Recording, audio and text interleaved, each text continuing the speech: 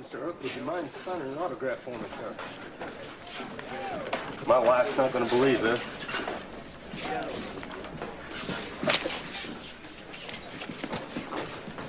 Wide Earth, huh? Heard of you. Listen now, Mr. Kansas law dog. Law don't go around here. Savvy? I'm retired. Good. That's real good. Yeah. Yeah, that's real good, law dog, because law just don't go around here. Yeah, I heard you the first time. Winner to the king, $500. Shut up, eh? You must be Doc Holliday. That's the rumor. You retired too? Not me. I'm in my prime. Yeah, you look it. You must be Ringo. Look, darling. Johnny Ringo. The deadliest pistolier since Wild Bill, they say. What do you think, darling? Should I hate him? You don't even know him. No, that's true, but I don't know. There's just something about him. Something around the house. I don't know. Reminds me of me. No, I'm sure of it. I hate him. He's drunk. In vino veritas. Logic Rodagis. Creda Judaea sotella non ego. Eventus stultorum. Magister. In pace requiescat. Come on, boys. We don't want any trouble in here, not in any language. That's Latin, darling. Evidently, Mr. Ringo's an educated man. Now I really hate him. What's it, Johnny? I hear he's real fast.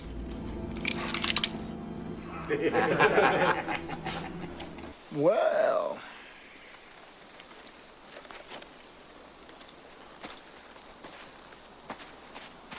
I didn't think you had it in you. I'm your huckleberry. Why, Johnny Ringo. You look like somebody just walked over your grave. Fight's not with you, Holiday. I beg to differ, sir. We started a game we never got to finish. Play for blood, remember? I was just fooling about. I wasn't. And this time, it's legal.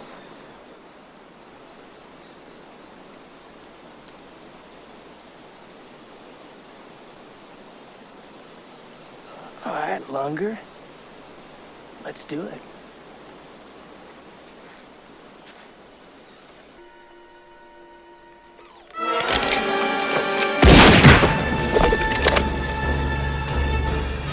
Come on. Come on! Oh, Johnny. Come on!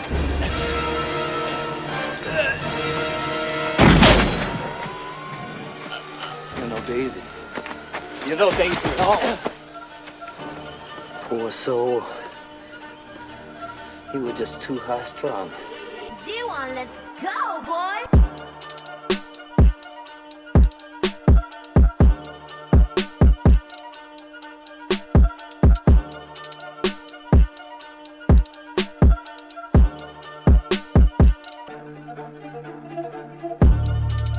We are going into Westerns. Sir. Not going into Westerns. Not only Westerns, I'm sorry. Hold on. I gotta get on camera. Historically accurate. No. Historically accurate. All I'm saying is, it's like you don't want to bury the lead here. We're talking about a movie that had Val Kilmer's charisma on top of Sam Elliott's mustache showing charisma. First of it was all, just nuts. It was crazy. No. First of all, Chris, let's understand something real quick. See, you brought that introduction in all wrong. You introduce Sam Elliott, co-starring Sam Elliott's mustache. Okay, Y'all got it all the way wrong, because the way this movie actually is. Hey, my name is Kurt Russell. Don't worry, you're not gonna forget that. This is my movie. Oh, you sure about that? Because Val Kilmer was like, "Hey, nigga, my movie too." Val Kilmer was seriously sitting in that movie like, "I'm about to outact all of you." You want to know how wild this is? You know the way we all treat like a Ben Affleck, a Channing Tatum, a Jai Courtney. We all treat them like, "Hey, you're just you put this Jai actor." Courtney in this? You put Yeah, no, but we all put him in a box like, "You're that actor. Shut up. Whatever you do is not going to be fancy, not going to be impressive. Shut the fuck up." That's how Val Kilmer was. And this came out, all the critics was like, "This is he actually acting? I think I like him. I like him too. I know what's going on here." They freaked out. I think because because Val Kilmer, and that's one. When we're going to go into the movie. We'll talk about that as it go. But the one thing about this movie that a lot of people like to do, especially when it comes to westerns, they like authenticity. And one of the things that Val Kilmer himself wanted to do was, if I'm getting a little Southern drawl and I'm going to talk like I'm from Georgia, let me actually talk like I'm from Georgia. This nigga went all the way Southern. All the way Southern dandy. It's weird too because full Southern dandy, sweating his ass off from beginning to end. I tell you, if it wasn't the tuberculosis that was taking me down, it would be the heat that I feel from the sun right now. What got me is with his charisma playing that Southern drawl. Even when Doc Holliday has tuberculosis and he's clearly sick as shit, he is still he's still being the charismatic smartass the whole way through the sickness and everything. Real quick, guys, I'm about to jump ahead, but I'm just gonna say the line.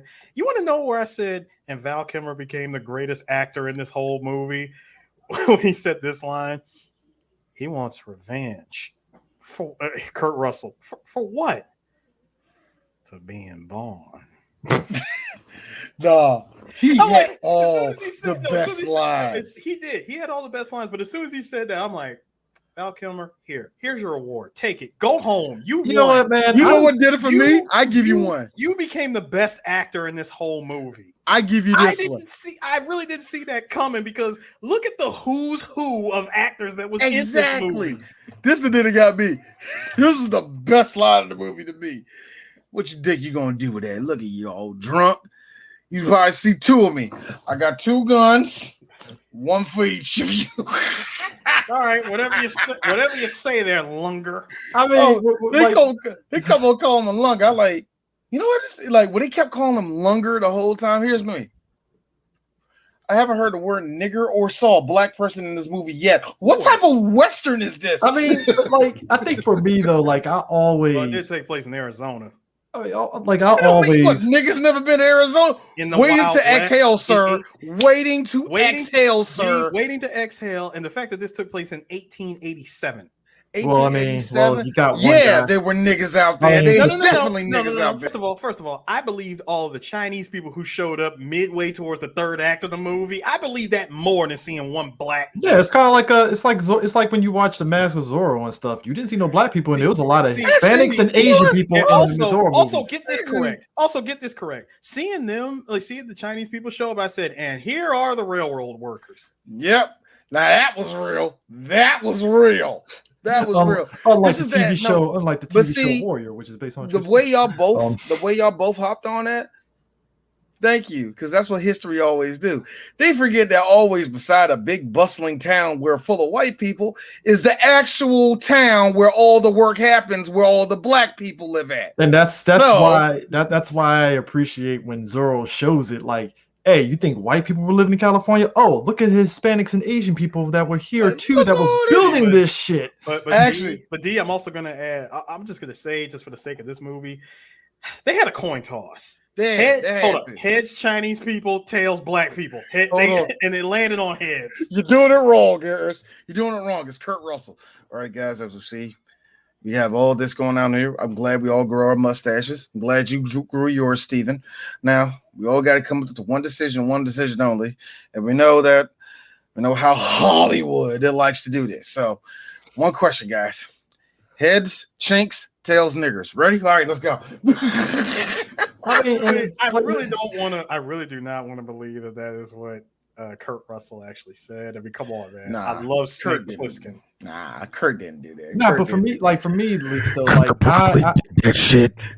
like for me, like Val Kilmer, I always liked him as an actor because, like I said, we're kids of the '80s. I liked him in Willow because he played the kind of like the Harrison Ford, Han Solo type character to Warwick Davis's hero character and stuff, and it just because it was something about that character we've seen before, but it's Val Kilmer. He has a presence to him where he just plays the obnoxious person and stuff, and it didn't even feel like his Top Gun character, the Iceman and shit, where he was just being a dick to Tom Cruise the whole movie. Val Kilmer had the unfortunate unfortune of being pretty, and when you're pretty like him, no one believes anything that you do. I remember how everybody was freaking the fuck out that we heard that Channing Tatum was going to play Gambit and it never happened. But remember, we all freaked out about that shit.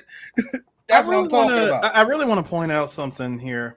Looking at this all-star cast of just pure amazing whiteness.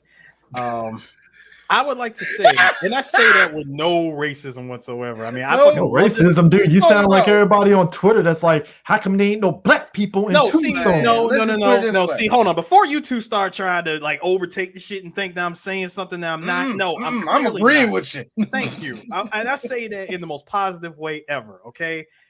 This ensemble cast. My nigga, we got Snake Plissken. We got Kyle Reese, so we have a Terminator. Are you really going cold on my character? I am. We got Snake Plissken, Kyle Reese, my man. We got a man who fought a freaking alien.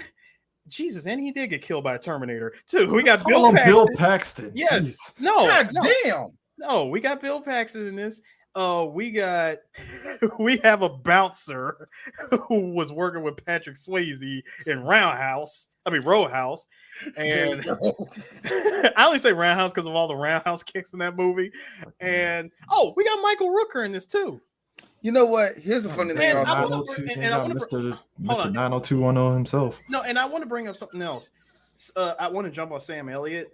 Sam Elliott, to me, I don't know why. Just from seeing this movie, he brought such Lee Van Cleef vibes in the movie. Sir. It was that mustache. Sam Elliott brings Lee Van Cleef vibes in every movie, even the Incredible Hulk movie he's in. I'm like, all right, dog. I didn't get that with him and Ghost Rider.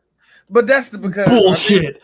He wasn't Lee Van Cleef to me. No, I don't know what you saw, Chris. Either you and I saw two completely different movies, or maybe because I combine him as the old wise white guy. Yeah, he's an old wise white guy. But when I say Lee Van Cleef, I'm talking about spaghetti Italian Western Lee Van Cleef. Well, when he had that, then granted, when he put on that fucking the Western Ghost Rider outfit and shit, briefly, it was too brief because he was already flaming.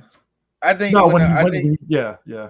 think when you have somebody like Sam Elliott, he already fits the aesthetic of Wild West just because of his mustache and just because of his gravelly voice, which is very funny. Because you ever heard him like talk regularly, it's like you imply a lot of because he doesn't have to. He doesn't have to talk like that. I mean, don't get me wrong. If John Carpenter ever wanted to be a part of a Escape from New York remake, you hire Sam Elliott to play Hulk. It's like red wine. Get him to play Hulk. I think I just need him to show up. Like Sam, I don't need you to talk. I want your mustache to say Snake Plissken. I have to point this out, just I want your mustache. We have to point this out. This is the movie that kind of fucked it up for another movie that came out. Okay. Kevin Costner's Wyatt Earp. It tanked. Oh yeah, it did. Mainly because people that already seen Tombstone, and you put out Wyatt Earp, I think a year later, and people were like, why the fuck would I want to watch Wyatt Earp and Kevin Costner when I got Tombstone over here? It doesn't make any sense. I got Kurt Russell doing this. Did you see him in Backdraft? Thank you. Awesome. It's like I got Kurt Russell here. Why do I want to look at Wyatt Earp or Kevin Costner? It's like, let me give you the whole. Let's give everybody the whole rundown, and I'm just going to give you the actors that everybody knows are at least like heavy hitters: Kurt Russell, Val Kilmer, Sam Elliott, Bill Paxton, Powers Booth, Michael Biehn, Charleston Heston, which threw me off. Gun from my cold dead hands. Jason Priestley, Stephen Lang. Here's the fun thing about this version of Stephen Lang, and a lot of people didn't know this. Stephen Lang used to be portly. I wouldn't say fat, but just chubby. Like chubby. So this is before he put on masty. This is before Gilf. No, this is before Dilf version of Mr. So I'm gonna fuck up these natives in Avatar. Put on the muscles. Hey, D. Yeah, he was You wanna know who Stephen Lang was back then? He was Jonah Hill in Night at the Museum too. Nigga. You didn't exactly lose the super bad weight, but you lost just enough. And you still got the curly fro. Yeah. A young one of my favorite actors, a young Thomas Hayden Church, Diane Delaney. How young are we talking about with Thomas Hayden Church, sir? I don't know how. I remember him in Wings. This is Wings era, so 60. Yeah. So he was born in 60, 70, 80, 90. 1, 2. He was only 23, 24. No, that's what I'm saying. This is 93, so this is Wings. TV show was still going on. Hey, so did I do that right? No, 1960, 70. Either way, you're right. It is a young he was Thomas about Hayden 30, Church. about 30 in his early 30s. Yeah, Wings. I did that wrong. Lisa Collins, Michael Rucker. Remember, this is early Michael Rucker before he really started digging in. Like young Michael Rucker. Yep. Also, another one that's digging early into his stuff, Billy Bob Thornton. This one, Billy Bob first really started coming on the scene. Also, Michael Rucker and Billy Bob, even in the 90s, look like they'd be collecting Social Security. So what are we talking about, man? They really lied about that. And of course, Billy Zane, and one person I have to mention him because he's actually one of my favorite people. He was great in Lost, and of course, he's still great. He was great as a stepdad. Terry O'Quinn was the mayor. I was like, Terry O'Quinn. Yeah, Terry O'Quinn. I was looking like, that's Terry O'Quinn, isn't it? And I'm like, that's Terry O'Quinn. Every time you get a mustache, for some reason, it throws me off that it's him. It wasn't even just that. Even what's his name? Wyatt Earp III. Mm-hmm. He's in this movie. That's the wild thing, man. Because that's the wild thing also that I didn't know about the real Wyatt Earp either. That not only, let's just put this in perspective. He died in 1929. Mm-hmm. This reminds me of Let's also put this in perspective because white people love doing this. Let's put this in perspective. Slavery ended not too long early before that. Actually, no, think about it like this, and this kind of ties into it. The movie Young Guns. The second movie, Emilio Estevez's character is still alive, and this is like the late 1940s going to 50s. He's old as fuck. But then you remember, the Old West kind of went into the 1900s and it stopped. So it was still people were still kind of like, hey, horseback shooting and shit. Yeah, the cowboy was still a thing up until the 1900s. Yeah, so it's like until the first Studebaker pulled up into LA, that's when we kind of like, all right, y'all got to chill, bro. Yeah. We're gonna need y'all to stop. Yeah, actually, we're being a little bit too easy on that too. My guy, take your horse, keep it over there. Stay over there. We've been a little bit too hard on that too. The first time the actual steam engine showed up, not just the regular train engine. I'm talking about the newer versions of them. Like, yeah. See, this is 500. This is 200. This is 100 horsepower right here.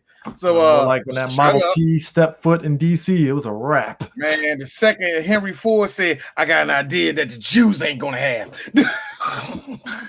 The second that happened. Now we talk about historical accuracy. So the whole thing is, you got outlaws called cowboys, and I think D brought it up when we were talking in private chat. Black people were actually the first to do the whole cowboy shtick.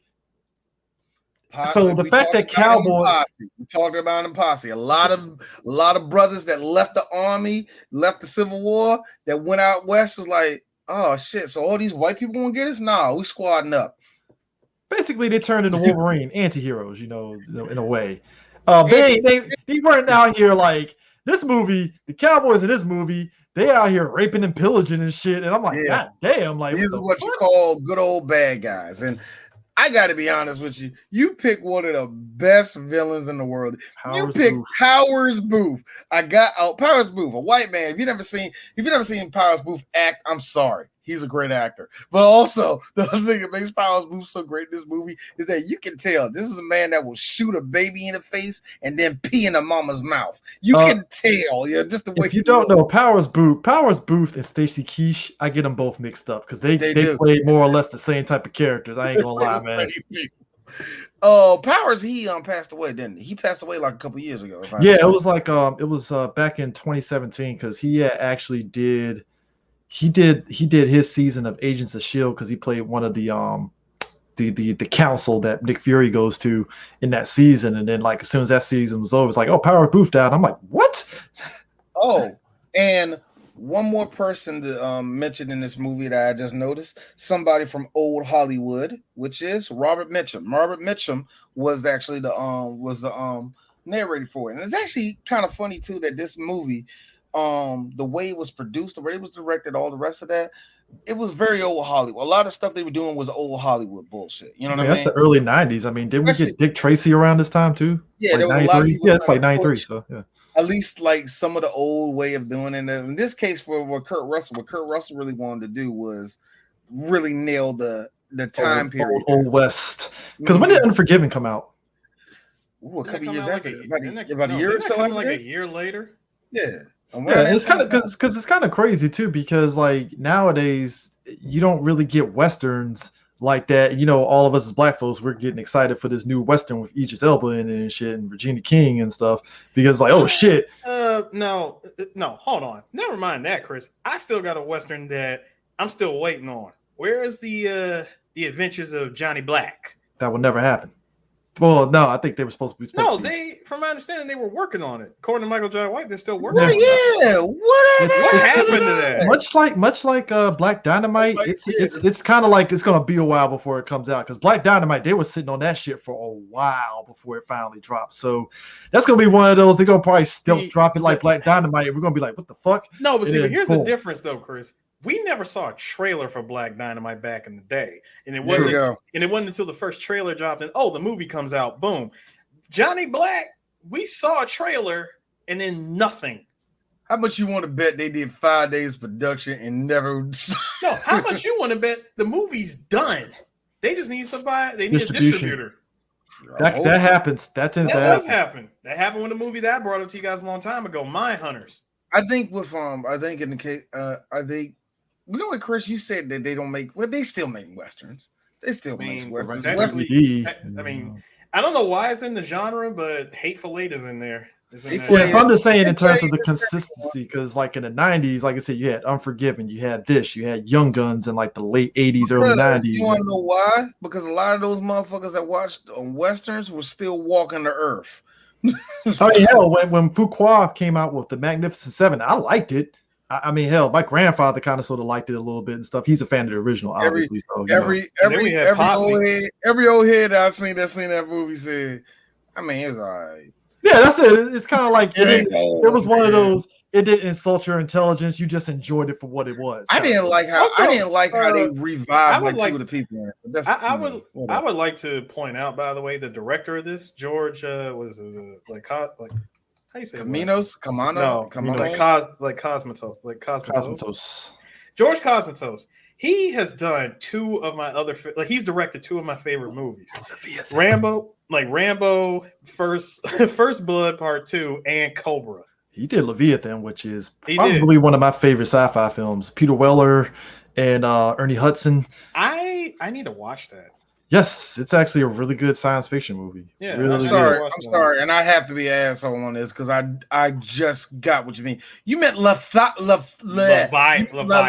said Leviathan, right? Leviathan. It's the same thing. It's the same thing. It's the same shit. Also, you know what's funny? This was his second to last directorial film.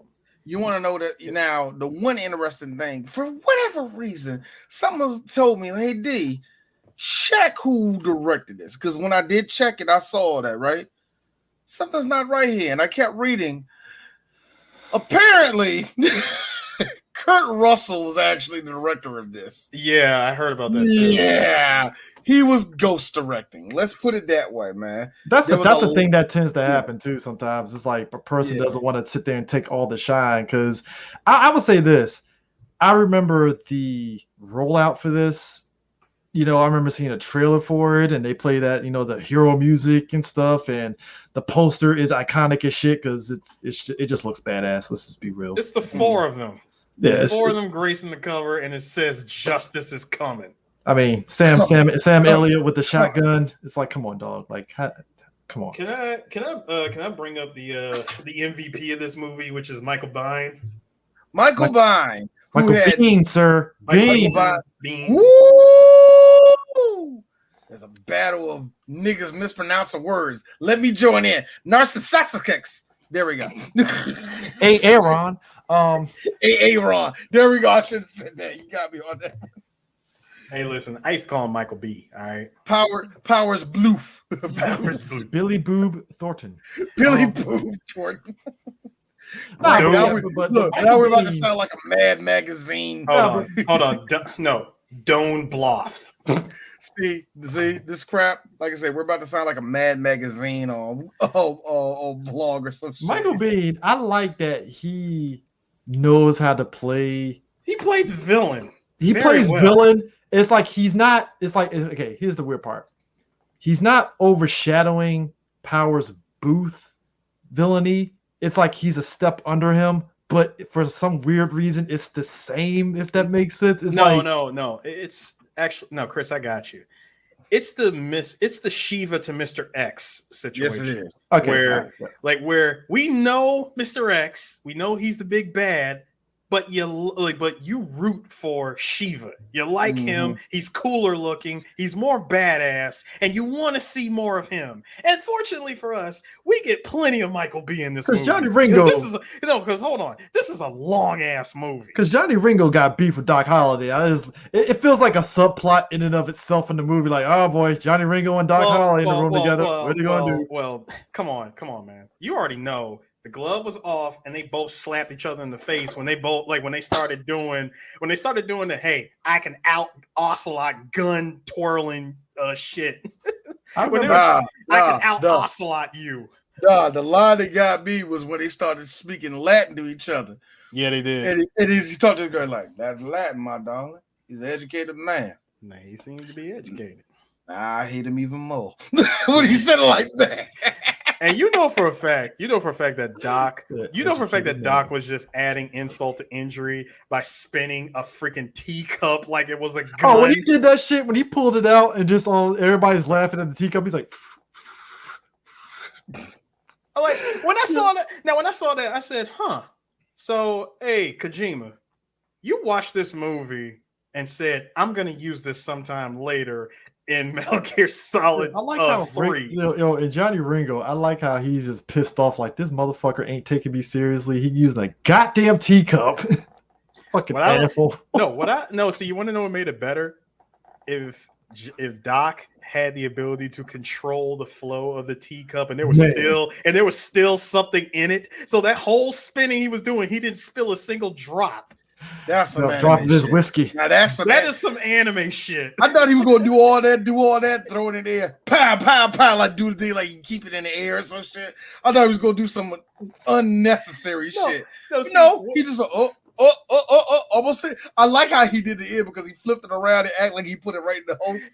I thought that was cool as shit. I personally thought he was gonna go for like the super insult. Did all that damn spinning. Come to find out, there was actually something in it, and he sipped it.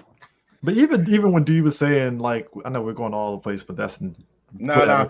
Hey, like, nigga, this is a 2-hour movie. This is a 2-hour movie. Over 2-hour movie. When you mentioned to them speaking in Latin and they were shit talking and stuff, it just reminds me when Batman is like talking to like a villain that's like Japanese or some other language, and he just all of a sudden starts taking the language, and you just laugh like Batman just pulls out fucking Chinese out the blue. Yeah, you be talking Chinese. Meanwhile, here's Nightwing. Ha! I caught that. Yeah. No. He pulled the Captain America. I caught that reference.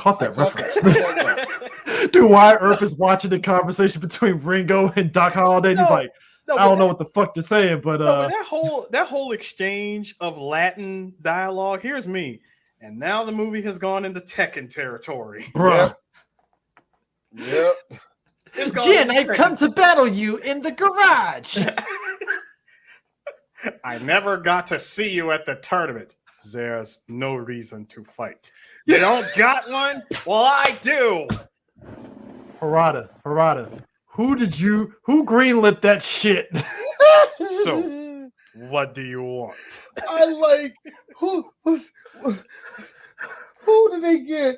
Who in LA did they just grab? Oh, that's not LA. No. That was all in. That was all in-house, sir. They got the same thing that they did Hey, with Shinji, you know how I speak English good? No, D, you misheard. When I say in-house, I'm saying they literally just hired whatever foreigner was in the country and brought them in. It's the same thing they did with Mega Man X4. But anyway, Can you imagine nigga going to McDonald's? Hey, you won't be in a video game. Can we talk about like, okay, so one of my things about westerns that I love is how they do the action sequences, because it's like obviously you're dealing with 6-shooters and you know you're not automatic weapons and stuff, so there's like a rhyme and rhythm to the gunfights. Yeah, it's a rhyme and rhythm to it and stuff. They're not shooting off 15 shots and it's like you got a 6-shooter. How the fuck are you not reloading? What's going on here? Again, they're ocelotting. You have to have somebody. No, literally, when you do these movies, sometimes, and I remember hearing this about, I forgot which movie did this. It might have been Unforgiven. It might have been one of the newer movies in the 90s, but they were about authenticity. And it was like, all right, stop, because you already fired off 6 of those shells. Don't do it no more. At least either show yourself reloading, or at least have there be a. That's where continuity dive behind cover and reload or something. Put it this way. Continuity becomes a big thing. And that's the other thing too. When you reload, it ain't like, this ain't Walking Dead where you got the easy loader for 6 shooters. Yeah, it's like, you got to put one at a time. Like, all right. Everybody literally was carrying bullet belts, so you had to take 6 bullets out, just throw one in after another, spin that bitch. This is why I like the showdowns way more, because it's like that's why I like the Quick and the Dead. That's another Western movie I actually love, because it's like tense. You get one shot, that's it. Oh, and that's the other thing too. When you got shot back then, nigga, you were dead. Oh, you dead. Now you get shot. All right, take me to the hospital. Get this bullet out. Let's go. That's the other problem too. It depending on where you get shot. The bullet's in too deep. No. Back then, you get shot in the leg. You better get that bullet out now, or you're losing the leg, or you just bleed out and die. That bitch off, man. That's what I mean, and that's what I'm saying. See, in Wyatt Earp's case, his brother got completely. He got his arm completely maimed, and his brother got shot in the back. The bullet was buried in so deep that the doctor couldn't get it out, and he died right there on the freaking pool table. On the saloon table, and was like, "All right, doc, get the bullet." I'm like, "You put him on a saloon table with all this alcohol." All right, you forget, and we keep forgetting this because where we sit at in society and where we sit at with our education and our air conditioner and stuff, we forget how tough these niggas were back then. Like, real talk. I love how I do get where people get mad at all the younger generations when we hit that joint. Like, we ain't our ancestors, we ain't our grandparents, we ain't slaves and all that shit. Yeah, we're obviously not, because 90 degrees curls up half of you niggas. So no, we are not tough like everybody else. Nobody in America know anything close to how tough it was back in the West, man. Like you said, he got shot in the lower back. That thing was Here's the sick part about it. How much you would have bet a tool was made 4 years later that could have got that thing out of his back? Like, when the doctor gave up, nigga, it was a wrap. Oh yeah, look, you learned that medicine wasn't shit the second you saw Doc in there. I do believe that all this sweating that I am doing. or when they cut your arm off. Or they cut your arm off, they tie your hand off. All right, son, chug this whiskey. We're going in. You know, I had to take a sip every time Doc Holliday says my hypocrisy.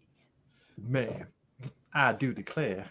Like I had to take a sip of water. I was like, every time he said my hypocrisy, I'm like, damn it. Because he had TB, right? Powerful. He had tuberculosis. All right. Yeah. And it's kind of funny with his because I had to read up on this. And yeah, the real Doc Holliday literally lived like that. He did. He literally gambled constantly, drank constantly. I mean, drinking is the only thing getting you to the badass shoot and was a badass gunman, dog. I mean, drinking is the only thing that's going to keep the pain of TB away. I mean, if you think about it, I mean, that's what it was, and it was really doing more harm than good.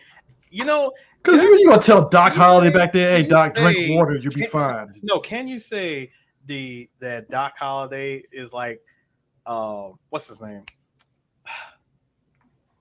Yeah, the Waco Kid. Could you say the Waco Kid was like a very loose interpretation of Doc Holliday? Just someone who drank all the time. He didn't necessarily have TB because that'd have been too much for a Mel Brooks movie. But he just drank and he could shoot his ass off. More so Billy the Kid. Or Billy the Kid. But the thing I learned about Billy the Kid, everything I learned about Billy the Kid is bullshit. Like this nigga. no, for real. The crap I've learned about Billy the Kid is like, oh, you were only the fourth best in the squad. Why are we even talking about you? I mean, sir, Young Guns taught us this. But the thing I have learned about, the one thing I have learned about, like, I'm sorry, we used to the Waco Kid. The only thing that's going through my head, little bastard shot me in the ass. Thank you. I just liked it because he was like, reach for it, mister. And I turned around and it's a 6-year-old kid. He shot me. Put my guns away. I turned around and walked away. I'm like, and you thinking to yourself, that's a noble fucking story, my nigga. That little bastard was about that life. That little bastard shot me in the ass. So I walked to the nearest saloon, crawled into the first drink, and I stayed there ever since. Fun fact. You know how a lot of these niggas lived back then? This happened a whole lot, and they walked it off, apparently. What's wrong? What's wrong? Got shot in my thigh. What's wrong? Got shot in my ass.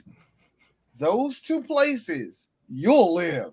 As long as it don't hit the artery in your thigh, you're fine. Like, walk it off. Apparently, you're fine. Bullets and vibes. That's all you get. Thank you. Bullets and vibes. That thing hit you in the cheek. Where that? Oh, man, it's right there. Right there. Hold on. Ah! You know, maybe because I played so much Red Dead Redemption 2.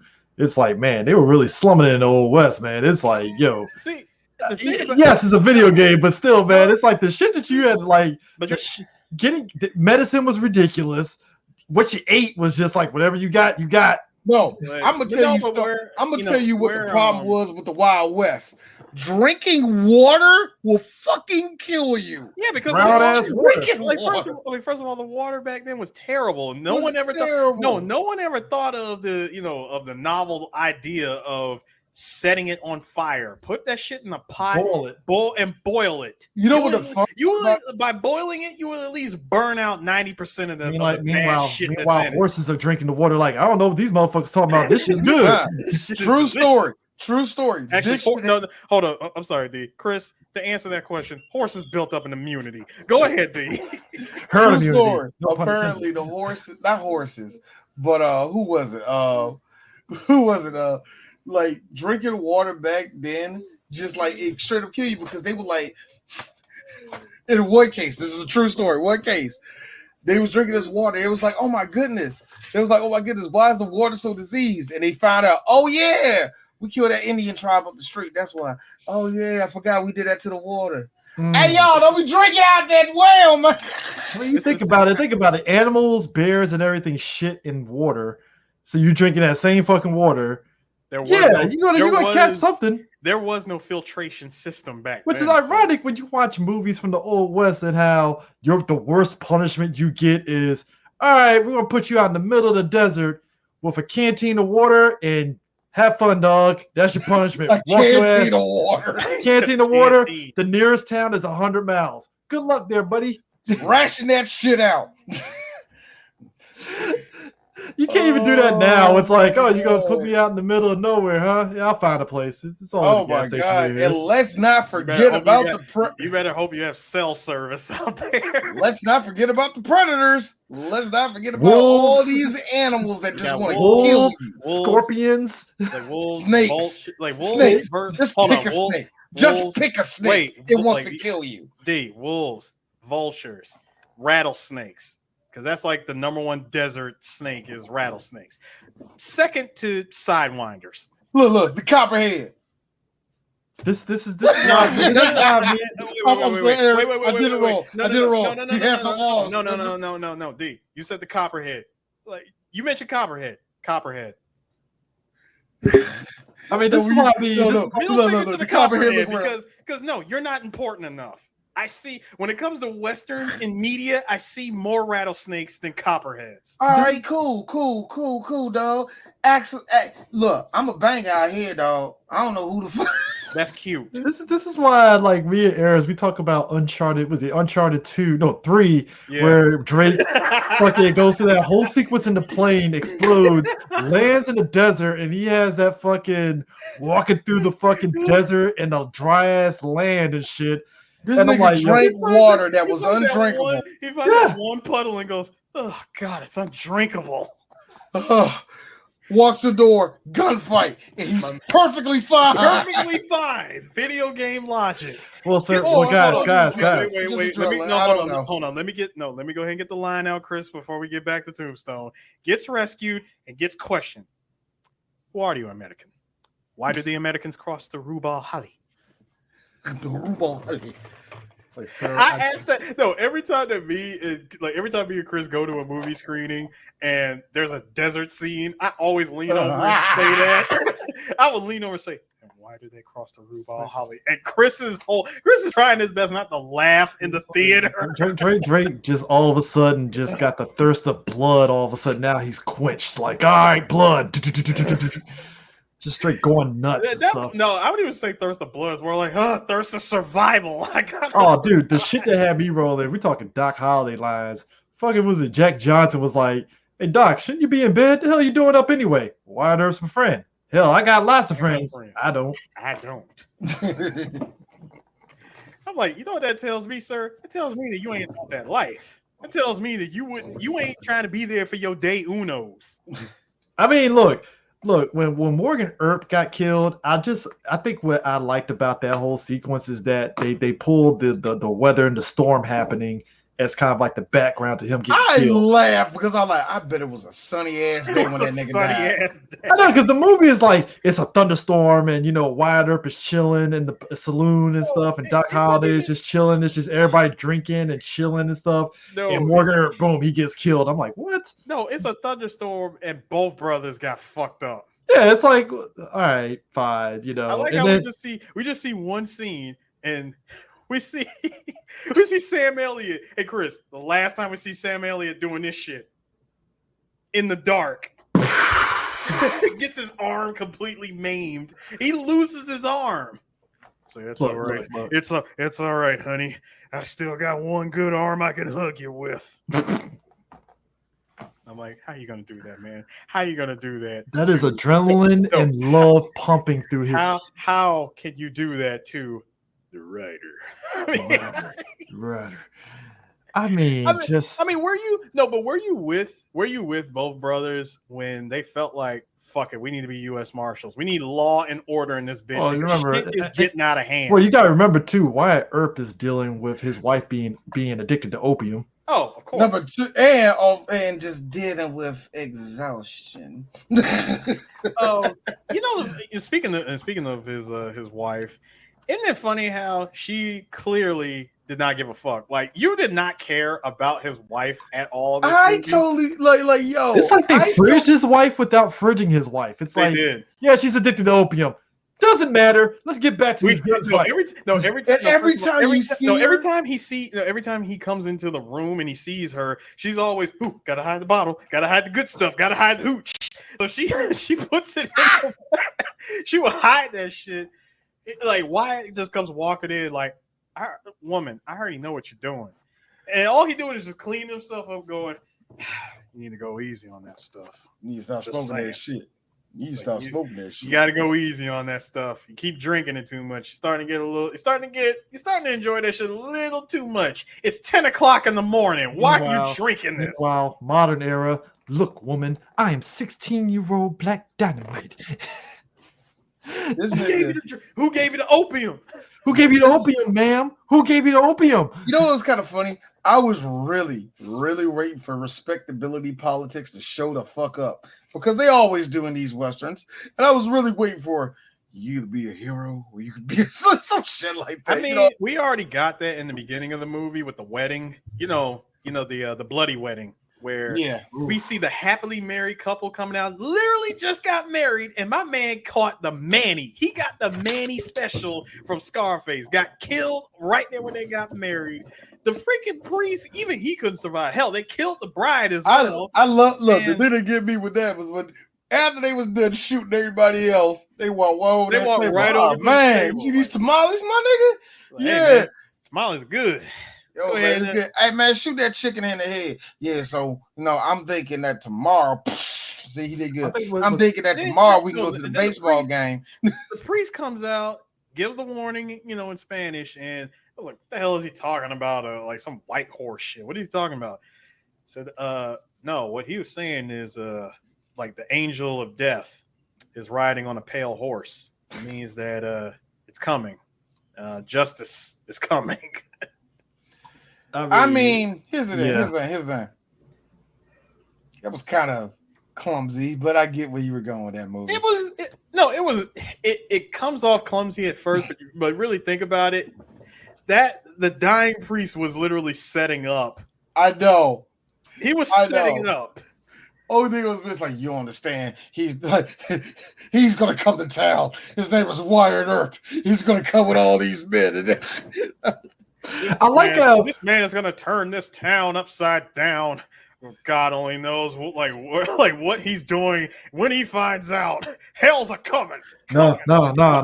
He's going to bring the thunder, and hell's a coming because Wyatt Earp says. I do not need to see a camera. I do not need to see a POV shot of Kurt Russell, younger Kurt Russell, humping the camera. Well, I'm sorry. Sir. That? All I see is Stacey Adams' titties doing this right now. So I don't know what y'all Here's see. Here's the kicker, right? No, Tombstone. And it just cuts to Kurt Russell humping.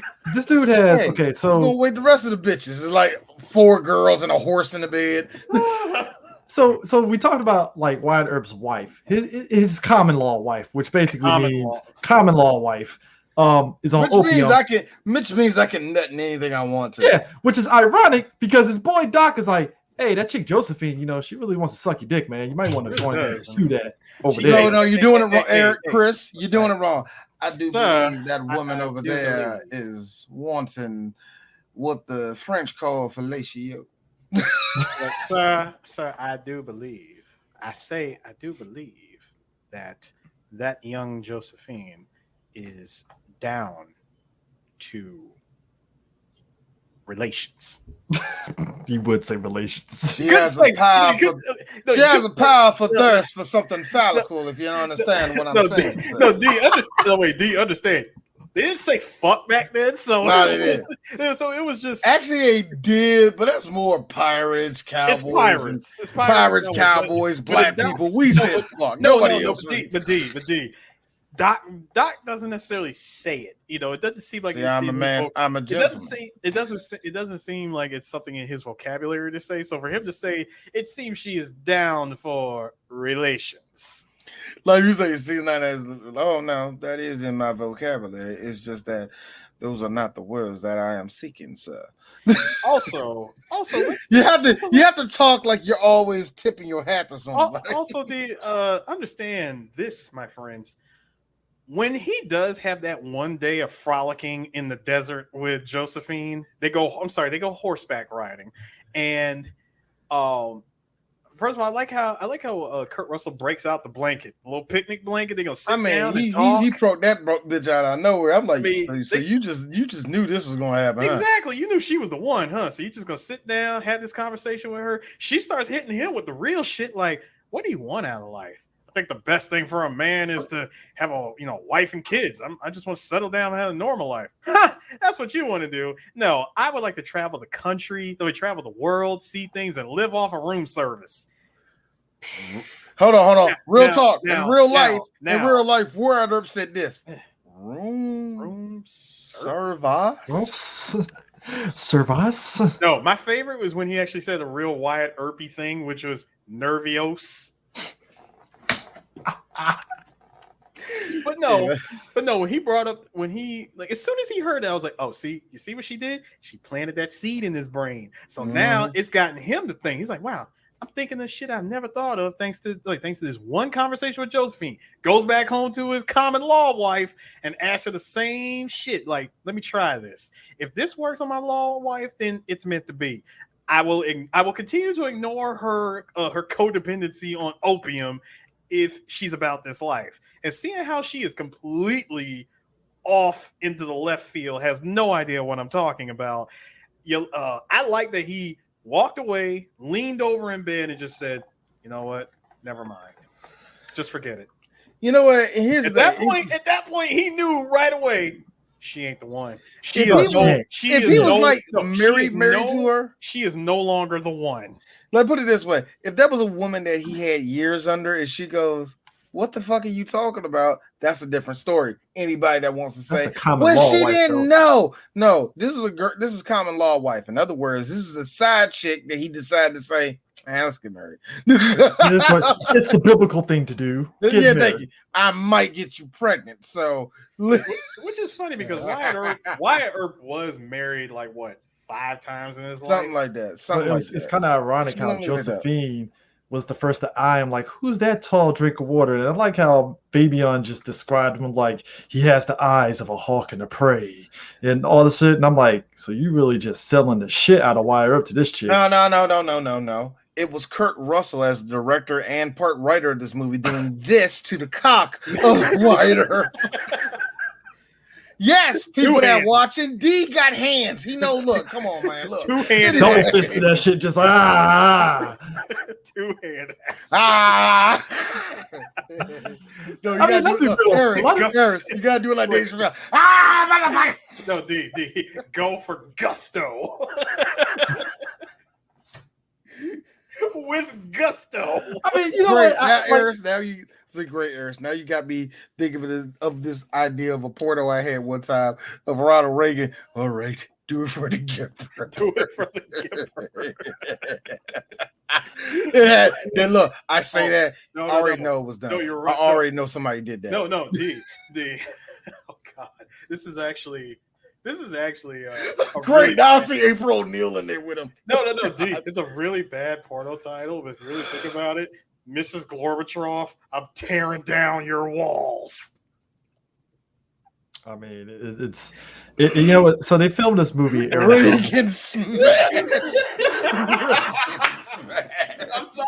I'm sorry, y'all.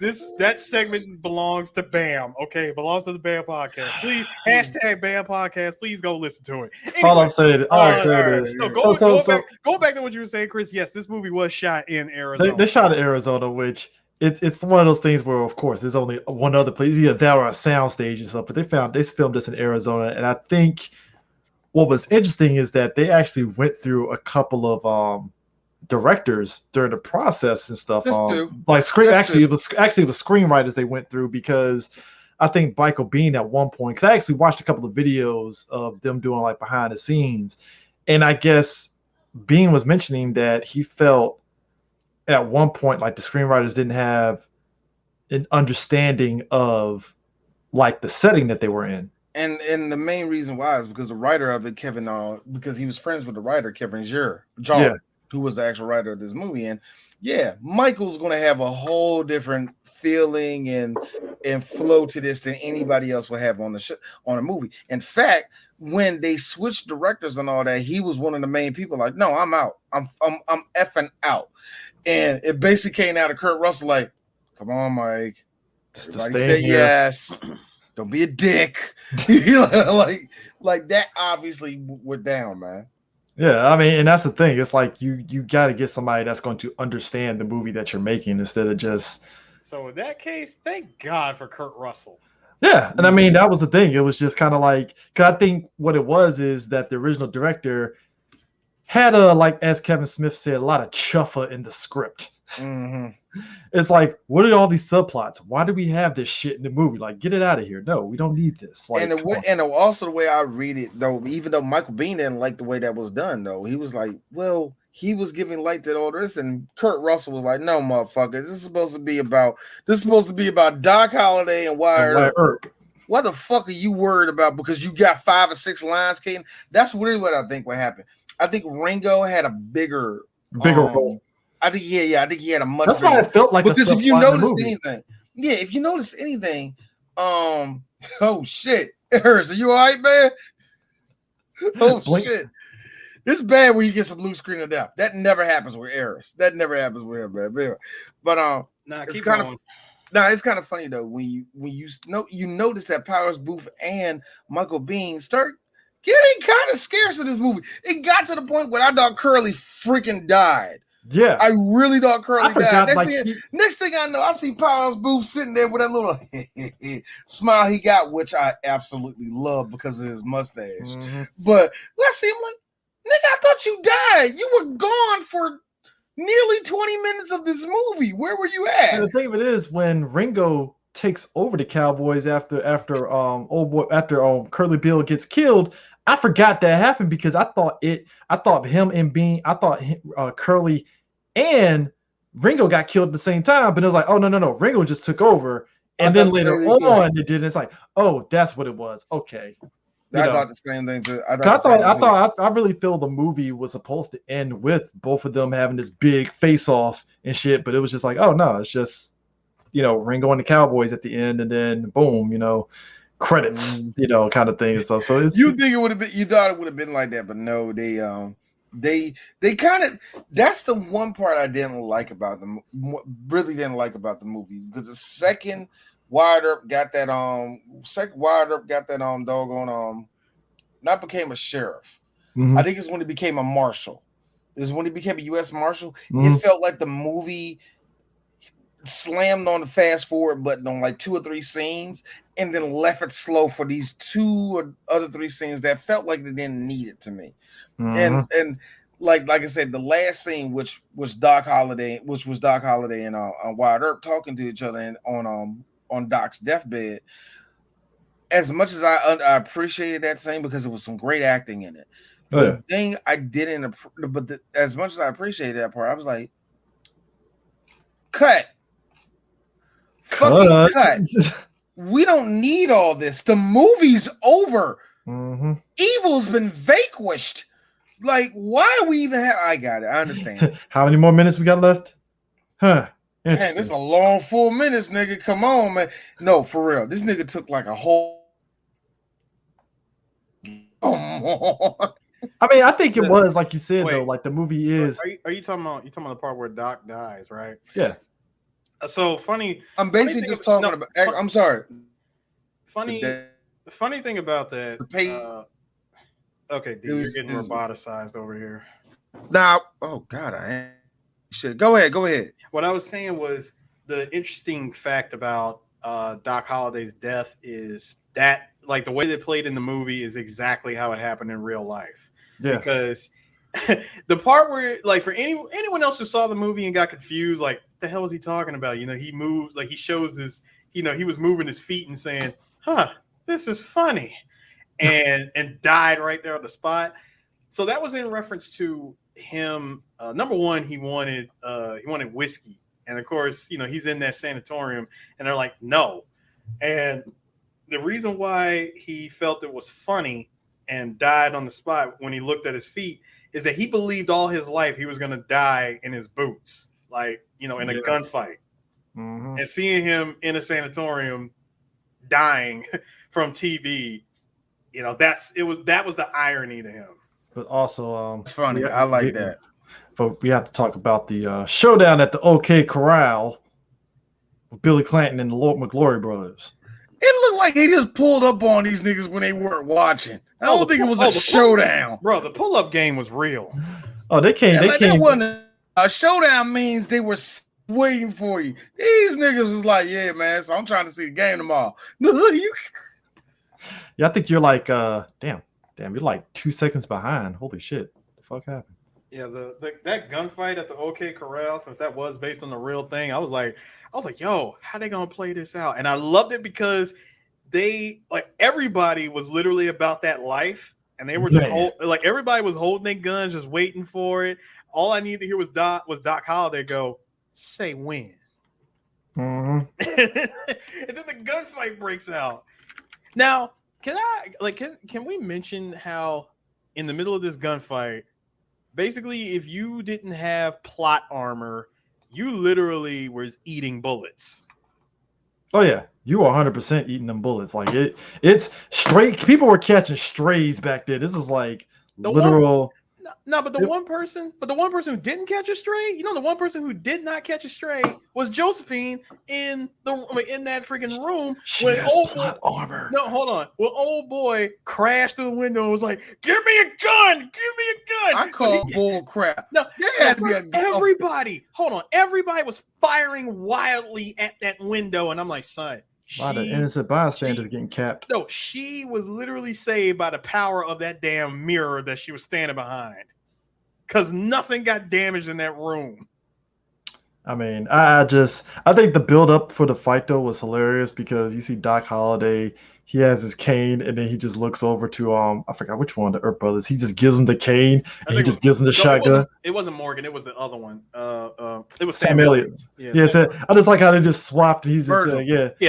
Thank you. Or is it Virgil? Yeah, Virgil. Yeah, Virgil gives Doc Holliday the shotgun. He takes his cane, and then they just walk down the street. And I'm like, so Virgil going to just beat the shit out of somebody with that cane or what? Fuck yeah, that's the way it looked.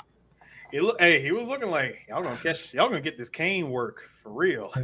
Fucking just blah blah blah. Never mind the fact that he's got two pistols. Which, by the way, did you like how in the West you had the stand your ground law, but at the same time, if you shot somebody and killed somebody with your gun, you had to turn them into the marshals? Yeah, that was a weird something. law, wasn't it? The laws of the dude, I really, when they sit there and say the Wild Wild West, they are not joking about the Wild Wild West. Like they just play fast and loose with the freaking rules. Like, oh, cool, whatever happens. What are you gonna do?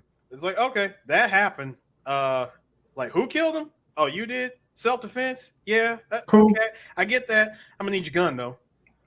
Like for what? Like he came at me. Yeah, but I gotta turn it in, man. It's like I paid $50 for this damn gun. Now I don't have a goddamn gun. It's like I gotta turn in the gun to the marshals. Like guns, like the prices of guns when you look at it's like $50 for a gun. Back then, that was a lot of fucking money. It was a now lot it's like, but getting it. See, that's the funny thing. Getting the gun back in the day was like going in 7-Eleven and getting a Slurpee. Man.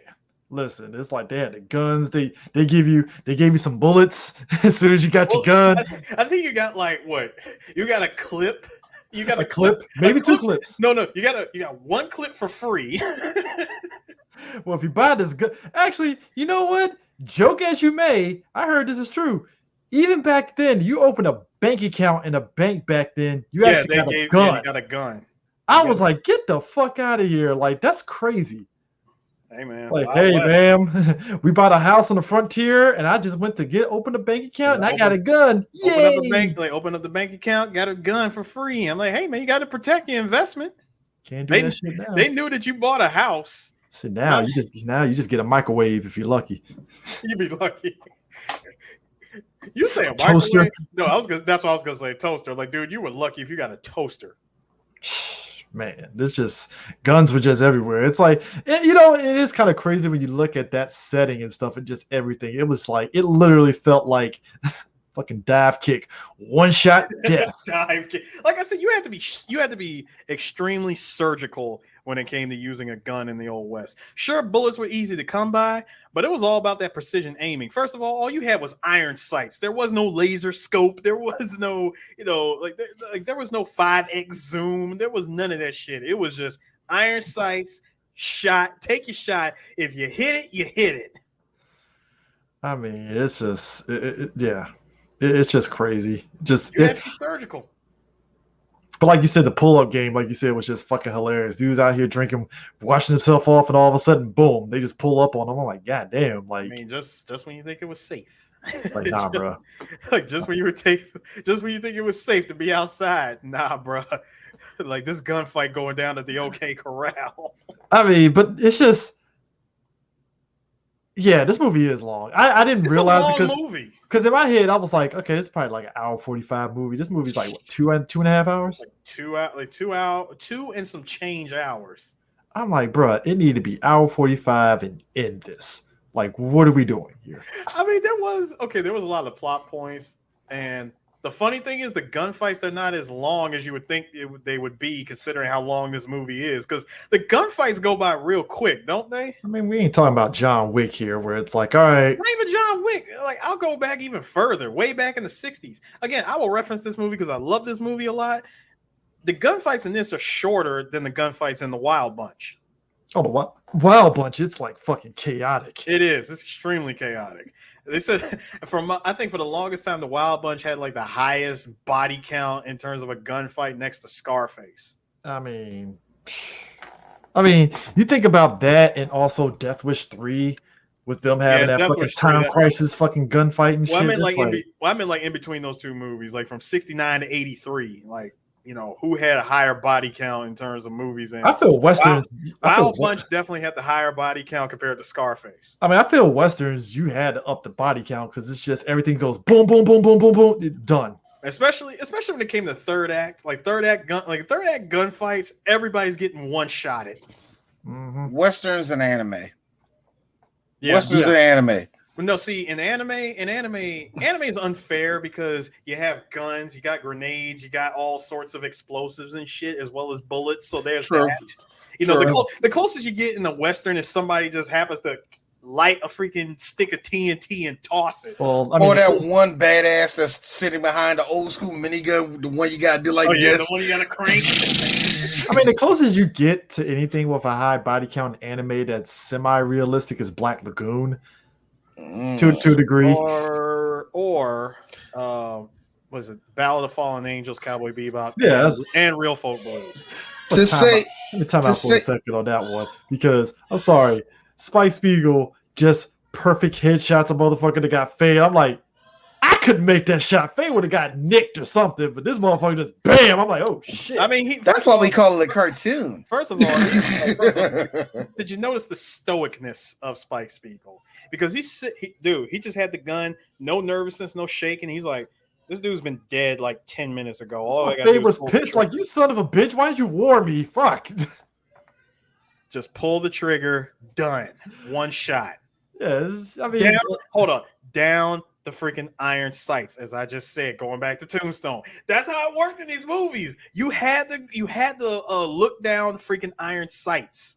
That's why I'm like Marty McFly in Back to the Future 3. I'm like, I'm not built for these fucking shootouts. It's not happening. No, fuck no. Hey, no, you were. You want to know why? Because you spent weekends on weekends playing Wild Gunman. No, in this instance, this is weekend upon weekends of time crisis. That shit will fail me immediately. I'm talking about back in the day. With Marty McFly. See, he acted like he wasn't built for it. Like, bro, you play Wild Gunman. You knew what I'm talking about. No, I'm talking about for myself now. I'm like, yeah, time crisis ain't helping out me out on this, bro. Not at all. First of all, I'm shooting at a screen. I'm aiming down the sights at a screen. Okay. Where's the sight? Ah, done. It's like done. This is like done, man. It's like I'm not built for shootouts and stuff. I mean, it's like it's why, like, when you look back at some of these movies and stuff, it is like tragically like big time difference in like watching John Wick, where they're actually shooting legit too as well, but just in a different way. Yeah, stylized and stuff, but it feels realistic. And also, well, we got bulletproof vests and all that stuff, so you have to kind of like be smart at how you kill people and stuff now. So until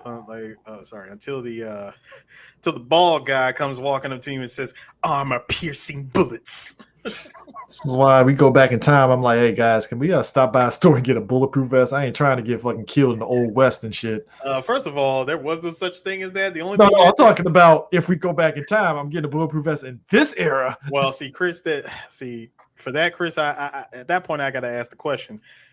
All right, we're going back in time. What rules are we going off of? Terminator rules, Back to the Future rules? I mean, time traveling is always a set of rules. Okay, nothing dead.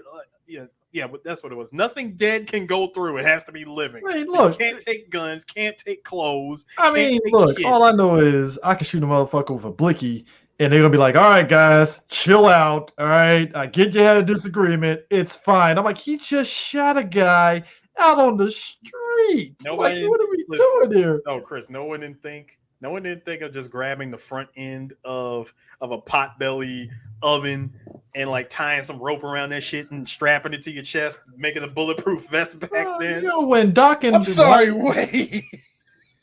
Dog, when Doc and Wyatt Earp and his brothers are talking, and you just see these dudes break out into an argument and just shoot a dude on the street. I'm like, dear God, what is going on here? Well, it's the Oh, same. Wild West. No, it was the same thing when old boy said, "All right, man, you're shooting your gun off in the air. It's the middle of the night. Why are you doing this? You are clearly also, bullets fall down, sir. What are we doing? Whoa! You bringing additional science into this? Can you please? I need both guns, man. Give me both of the guns." And he was like, "All right, here's both of my guns. Here you go." Handed him the first gun. He hands him the second one. Pulls the trigger. Bill. Oh my God. That sobered him up real quick. Nigga, D has a point. It's like, I'm a black man bringing up science. They will lynch my ass in a heartbeat. Like, what's this black man talking about science? I didn't say all that, but I know when you said bringing up science, like I'm the one dude that's like, you do if you shoot bullets in the air, it's gonna come down. Nigger, who told you what gravity is? At that point, I look at him and they would look at Chris and say, he's a wizard nigger. Doc Holliday is just like, he seems like a very educated nigga. Oh yeah, he was. No. And the funny thing is, because it's Doc Holliday, you don't get mad at him for saying that. Actually, Doc would have said this, like as I see, so all of you been outwitted by a Negro, and then hold on. Then the first time I seen that happen, you have to say it with a lot of homo charm to it to really get Southern dandy right. No, you have to say it like you might put a dick in your mouth. D, you know what I mean? No, D, listen. First of all, if he were to say that, I would sit here and be like, there's only two people that can get away with saying this shit. It's you and freaking Candy over in Candyland. Maybe. Maybe. It doesn't matter. It doesn't matter. Hold up. See, I'll let it go if he says nigga and slams his hand on the glass and cuts himself, because I know he's method acting at this point because he didn't plan for that shit. Really, it's funny you say the word nigga. I don't, of all the people in this movie, real talk, I think Wyatt Earp was like just. Like he didn't like the brownies. I just know that old boy when he mentioned about the Chinese. He was part of like the Chinese delegation or some shit. Yeah, the anti-Chinese delegation. Yes. You could tell Wyatt Earp, the word nigga was literally hiding behind his mustache the entire time. The whole time. Chink was too. He just needed an excuse to say it, and out of the over 2 hours that this movie gave us, never got the opportunity. Gentlemen, did you not know this is the Wild Wild West prelude to the Blue Lives Matter movement? This was all the mustaches, just U.S. Marshals, lawmen. It like, see the whole thing about the lawmen too. Like, I don't like really getting into how muddled it gets, because it's very muddled. Because I really don't, because a lot of this shit that they did was super illegal. I'm not even look, and I'm not talking about now. I'm talking about even back then. It was super illegal. The one part that people don't talk about enough, when Schultz kills that dude that was the sheriff in town, and he asked the history, he just came into town and he was the sheriff. I'm like, they just named any nigga a fucking sheriff? God damn. Like, yo. People think that's just some stupid Wild West thing they do on TV. That is the whole funny part, is you don't just make just anybody a sheriff. You will make an entire nigga that is that's a freaking convict. Someone who's wanted, a whole ass rapist. It's like, he's the sheriff. No, dude got like, my man got warrants. Okay, he's got warrants, and you make him a sheriff. I swear. I mean, you want to know something? This shit right here is what caused background checks to be a thing. I mean, back then, it's like you could literally, no bullshit. I mean, now you can't just go to another town and you fine. Back then, though, it's like, oh, I'm in the next town 100 miles away. Nobody knows about my history. I'm fine. I'm fine. I'm good. News don't travel like that. News don't travel like that. They might hear the news. But here's the thing. The news will travel to you, but it'll be like 5 years later. And at that point, the whole town loves you. So it's like, they let it go. You break that chick like 5 years ago, but it don't matter. It's fine. No it's good. It's great. It's great. Yeah. Hold on. You know how many people he's locked up? You know how many people he put away? You know how many people he put in the dirt? He helped build the school. I don't know what you're talking about. He helped build the railroad through this town. Now, he made sure that there was enough people to come over here during the church potluck 3 months ago. D, you know for a fact that would be the school, the freaking school marm to say that. It's always like that. It's always like you say. It's always something like well, he brought a lot of agriculture to. It's like it doesn't count the fact that he burned and raped and pillaged. It doesn't matter. But here's the thing about that: he built a bank and he established our first city hall. Seriously? Yeah, I'm serious. Look, you're thinking like he's actually did a lot of good for this town. Actually. And how long ago did you say this shit was? 6 years ago? Wow, really? This is a transformed town. This is like hold on, Eris. Deal breaker for us as for us as white men at that time. Wow, wait a minute. Are there any engines around? 50 miles that way. Lay the ghost. I mean, let's be real. It's like that part in Django where he's going after. How you like that? I took off my headset. Lay the ghost. No, you gotta do this, and then you gotta wave it like that. That's like. But it's like that scene in Django where like they're going after this guy and killing him, and Django don't want to kill him because he got a wife and kid, and he got land and got family. He's like, well, dude, look at what he's wanted for. Yep. He gotta go, man. Sorry, he gotta go. And the problem with the other problem with that, Chris, is the statute of limitations. Yeah, that shit wasn't up yet. Yeah, it wasn't up yet. You know what? Yeah, this is 2021 talking. Hey man, no internet and cameras don't exist. Have fun. Go at it. Yeah, go at it. I mean, I'm sorry, and you're the law. My man played Battlefield with that shot. I mean, let's be real too. They were. I mean, let's be real too. Me and D have joked about this. Me and D have joked about this. It wasn't nothing but like 40 years ago. Your great grandfather had a family in another town that did not know the family from the other town for years. Like, here's the thing. That's crazy. That was 40 years ago. Like, can you imagine if you were the law and there's no one around you and you can just kill somebody unless there's an investigation, which, by the way, investigations happen way differently than they do now. Did you do it? All right, cool. Like the thing that killed me about the U.S. You'd be lucky if they spent a month on it. The thing that it's kind of funny because I really kind of don't fucks with law enforcement. I really don't, but I do respect some of the shit they gotta do and go through, and some of the shit they flex.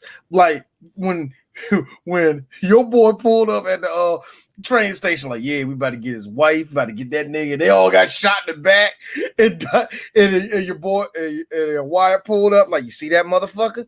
Mm-hmm. That's U.S. Marshal.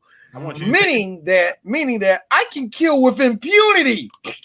I want you to take a good without look. Impunity. I want you to take a good look at this. You see that? Because that's what's going to happen to you. I want you to be the messenger. Let them know that justice is coming.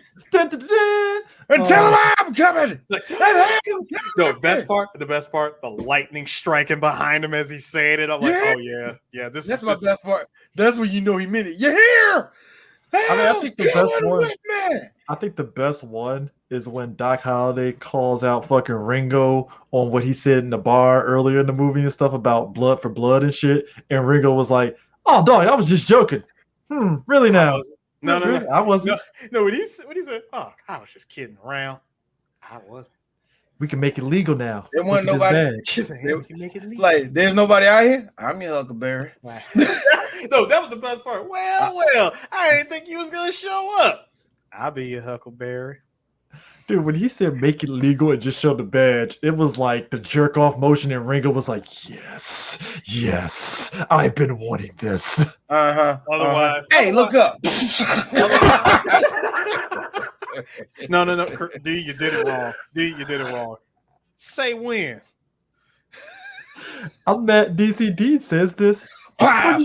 Keep your head up. CD says this.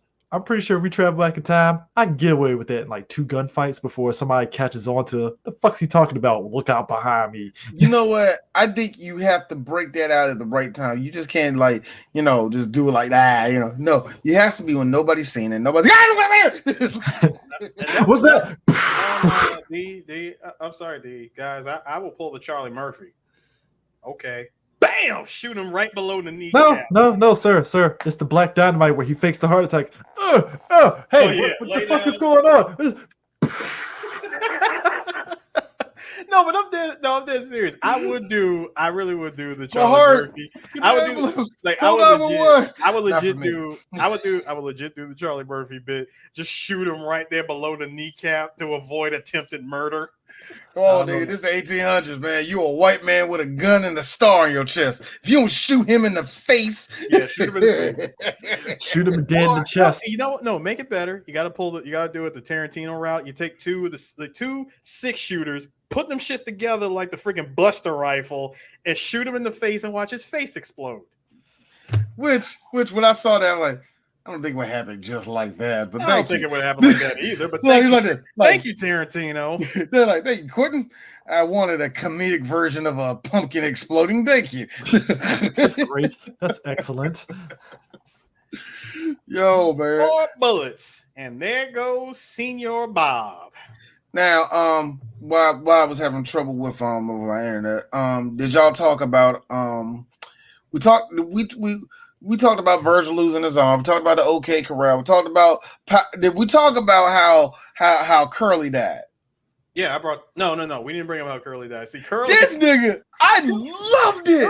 Because he straight up called my man out. No, he did. But I want to point out something. This is how you know that the director of this did Rambo, First Blood Part 2, because he literally made Wyatt Earp Rambo for that hot second when he shows up. Yeah, and you just see him pull out the freaking the exploding bow and arrow. I'm like, dude, he just walked out in the middle of a gunfight in the middle of the freaking river and just ended my man's life like that. I loved it because all you hear from Wyatt is no. As he gets up and he's walking towards the river, right? When he's walking towards the river, the best person in the whole scene, Johnny. Oh, hell yeah. Like that nigga was ready. Like, it's about to be a fight. What he didn't think was going to happen, happened. Curly's gun got he was like, wait, hold up, man. Hold up, nigga. I think what was interesting too is that you have this posse with Wyatt, Doc, Michael Rooker is a former cowboy and stuff, and you got Peter Sirocco with that mustache that Hey, I'm sorry, Chris. Thank you for that, Peter Sirocco with the mustache. Can I do the Wyatt? Not the Wyatt. Sorry, the Michael Rooker moment. Go ahead. Rolls up. You're the resident Michael Rooker. He rolls up in the middle of that freaking storm and lets him know, Wyatt, I wanted to let you know up front, I had nothing to do with this. Wasn't my call. Like nothing. Aren't you brothers for life or something like that? Not after this night. He throws the red sash on the ground. If you need anything, just call me. Also, just a tip. Somebody in your life is about to die very dramatically. Well, no, that was after. That was after his brother died? Yeah, it was after his brother. Because you remember he put his family on the train and all that stuff after everything. Yeah. I'm thinking the other way around. Yeah, you're right. Now the part that got that had me upset again as the resident Michael Rooker guy of the group was seeing your boy come by on horseback, completely shadowed in the middle of the freaking high noon. Man, like he's far away. I mean, he's not even far away, but yet he comes in on a black horse. He's completely shadowed out, and we see something dragging behind him. A man leaves whatever it was behind. They run up on him. I'm like, they got Michael Rooker. They got his character McMasters. They got McMasters. I was like, yo, this man got murdered off screen. Oh my god, man! And it was fucked up too because he was the one that helped Josephine get out of town. Mm-hmm. I mean, yeah. And I'm like, hey, did they show how he died though? No, like I said, he got killed off screen. They literally dragged his corpse back into town. It was kind of like one of those. When the fuck did that happen? Like, all right, he's dead. Sure, fine. You know, and the sad thing is, you really didn't expect McMasters to go because he wasn't talking about after getting rid of all the cowboys, he was going to settle down, get himself a wife, have a farm, aka the two days of retirement talk. Not even the 2 days of retirement, the Black Dynamite shit. Have ourselves some horses and cows. Know what I mean? Wyatt Earp claimed in the Flood manuscript that McMasters had been killed in 1898 in the Philippines while serving in the Spanish-American War. However, official records do not list him as a soldier. A probate record filed by his sibling in 1906 listed his death in Colorado of 1892. Jeez. So whatever happened to him in this movie didn't happen. Yeah, that didn't happen. Well, I mean, it's like that with a lot of movies. No. And see, that's fine. And see, in some instances, let me make that very clear. In some instances, when you do these real life stories, of course, you're not going to get everything right. And sometimes you got to keep the story going. In the case of Michael Rooker, he wasn't that big of a figure in the movie. His death, there or never, was never going to change the fate of anything. So why not? Honestly, his death really was supposed to be just like a symbol to narrow down the Tombstone back to 4 again. Exactly. I mean, you are kind of right with that. You are really kind of right with that. Are you guys at all shocked that Billy Bob actually ad-libbed his lines? No, I'm not. Not at all. Like when I heard that, I was like, oh, of course he did. Of course, it's Billy Bob. I feel Billy Bob ad-libs everything. So that happened in real life too. What? Oh, except he didn't kill Frank. And when Curly killed Fred White, he didn't shoot him in the chest. He shot that nigga in the dick. He goes to grab the barrel of the gun. The gun discharged, striking White in the groin. Wyatt Earp, who borrowed Fred Dunn's pistol that day. Okay, whatever. So yeah. Listen, Chris, you good? I'm sorry, like that's the one thing. No, that is like Chris's Achilles heel right there. Seeing anyone get shot in the dick is like, ugh. There's a couple of things here, and they skipped all of this, but he was basically acquitted for the death years later, and it was actually, you said it was an accident. My thing is this: I remember when Lorena Bobbitt cut her husband's dick off, and he got it surgically put on there, and I'm like, started doing porn. Anyway, continue. How quick is the turnaround time before it becomes useless? Number one. Number two. Well, apparently he had to put it in. Why did you mention that, Harris? Just like how you're like, and by the way, he did porn. Yeah. After the fact. Well, you know what? To be honest with you, he did this shit out of fucking spite. Like, see, I got my dick on, bitch. I can do porn. It's like, dog, no. You know what? I think it's time for me to actually look it up and see what I'm looking. Because, like, in a way of, what you want to see a Frankenstein stitched dick inserting it on a chick or something like that? Sadly, at this point, it's just curiosity. Like, no, it's like this. It's like this. They ain't make it. He ain't about to put that in. It's Daisy. All right, see, my ain't shit. Hey, Chris, you hit this movie. I seen enough. No, D, here's my ain't shit ass. That shit ain't real. That's a stunt dick, and you know it. That's a stunt dick. Yeah, it's just, but in the Wild West, we talk about the Wild West, and when you get shot in the dick, I feel like you might as well just go ahead and shoot me in the head, because I have not lived my life. Bleed out. Just go ahead and just I bleed out. I would rather die. All right, I don't even want to live at this point. Don't do that to me. Bro. I mean, how can you at that point? Shoot me in the fuck.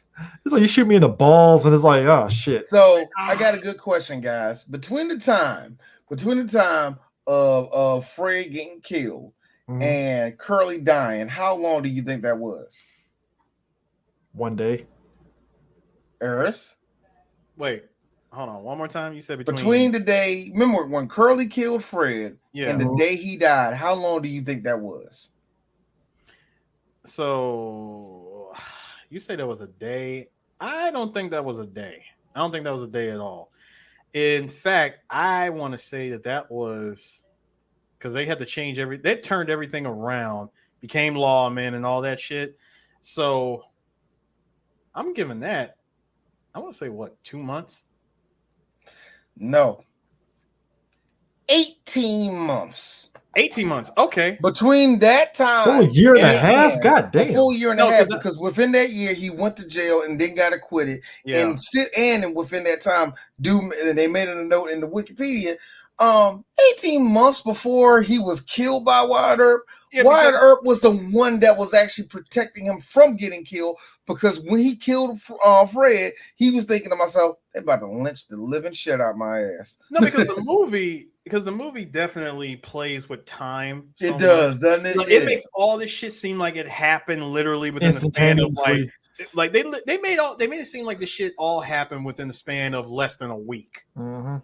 Which is why I felt some type of way when I saw Virgil get hit, but even though he didn't die, but still, it's like, y'all just got there. No, the part that you know what I mean? No, the part that really made me feel some type of way was was when Wyatt Earp comes into town, sets himself up, sets up his brothers, they all go into business with each other. Literally in the next scene, we're making so much money off of this business.